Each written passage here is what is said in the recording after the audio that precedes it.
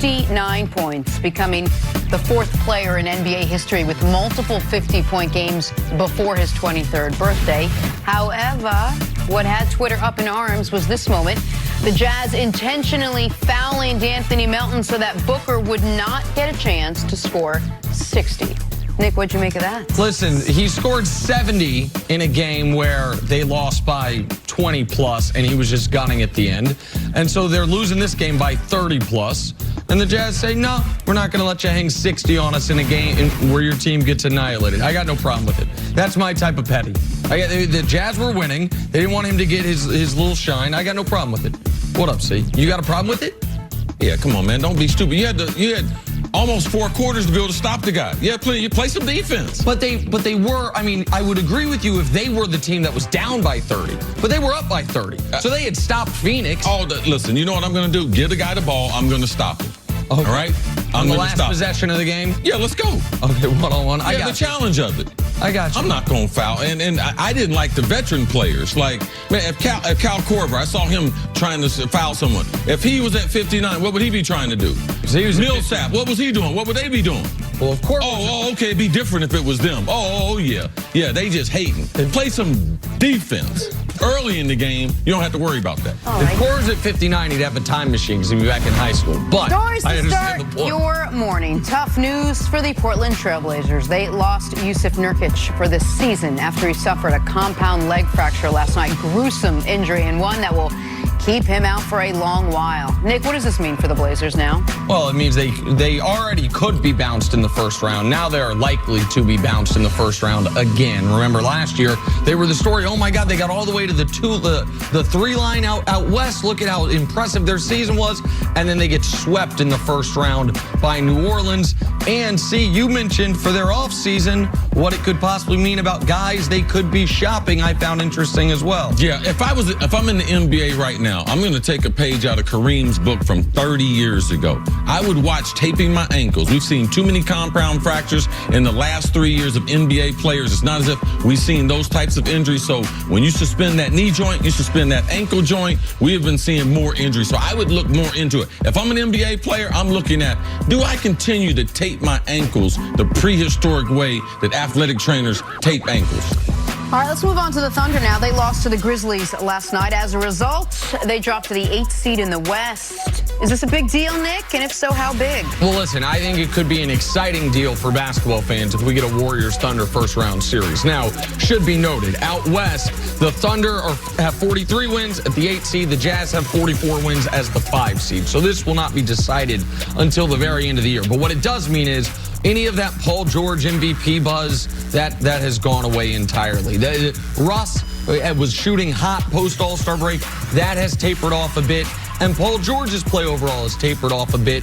I do think this team at their best can be a tough out for anyone, Golden State included, but they haven't been playing their best the last week or so. No, they're not playing their best. And if you look at the teams that are 7th and 6th, being the Clippers and the Spurs, last 10 games, Clippers 9-1, Spurs 8-2.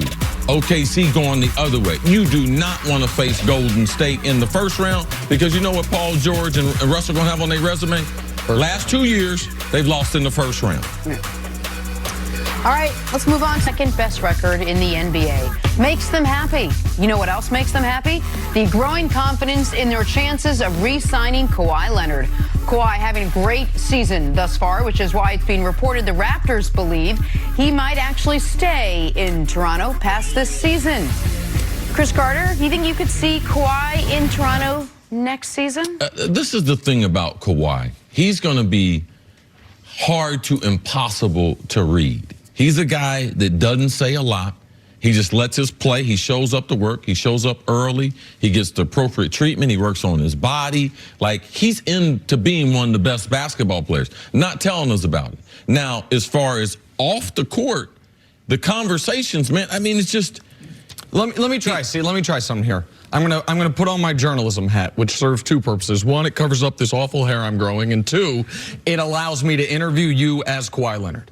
Yes. Okay? So you're Kawhi Leonard. I'm going to give you one question as a journalist, but I want you to be the general manager. Oh, okay. All right. So who's who now? All right. So forget the journalist. I'll put on my GM hat. How about that? Yes. Still I'm the covers GM. your hair. All right. Kawhi, what can we do to make you happy, to make sure you stay here after this season? Nothing. I'm pretty happy. Has this year gone better than you thought, worse than you thought? Is there any changes you would make? It's been great. It's no changes. The city of Toronto, I know you wanted Los Angeles, the warm weather. We obviously can't change the weather. We've tried to make you as comfortable as possible. You like Nick Nurse, you like what we're doing, the championship. It's not cold in the gym, sir. You know, Kawhi, you're not really giving me a lot of information. Well, if you know, I don't talk a whole lot. Okay, so your point is, but here's what I think's interesting. I don't think the door is slammed shut anymore. I thought the door was slammed shut when he was traded to Toronto. I thought it was slammed shut on him staying. I know. I thought there was no chance that he stayed. And even if I didn't think they could win a championship, and I still don't think they can win a championship. They could make the finals, but I don't think they win a championship. But I thought Kawhi was 100% to leave. I don't know that that's the case anymore. And that, by the way, this is just gut. I don't have the relationships Chris has with Kawhi's people, but it also seems like Kawhi and his people have been pretty silent during the season after an off season where they were getting their message out there. And so to me, it feels like the feeling around the league is, could this be Paul George 2.0?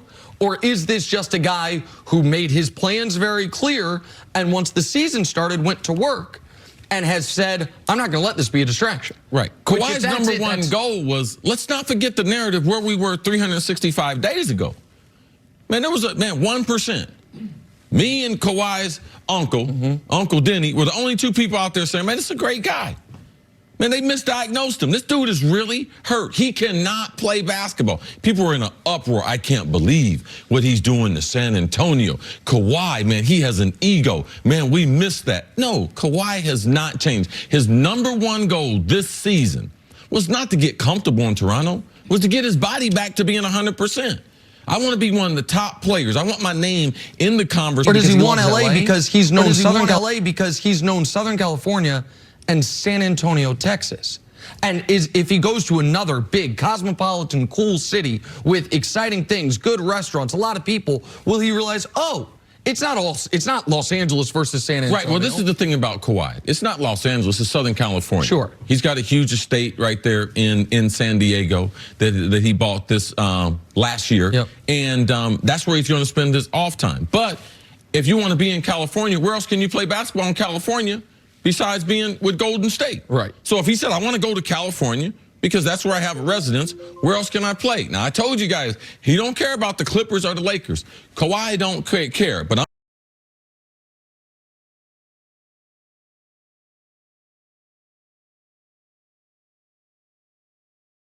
I'm just going to tell you, the no drama in Toronto this season, is a big draw. His workload, it's a huge draw given what people predicted would go on with LeBron and the Lakers. Right. It's hurt their case. But Kawhi is he's a very content person, and right now he's not thinking about it too much. Don't read too much into his conversation with Paul George. Kawhi has always had good relationships with the best players. He just doesn't talk a lot. And just real quick, I also don't think people should read too much into the fact that Kawhi has handled this like a true professional.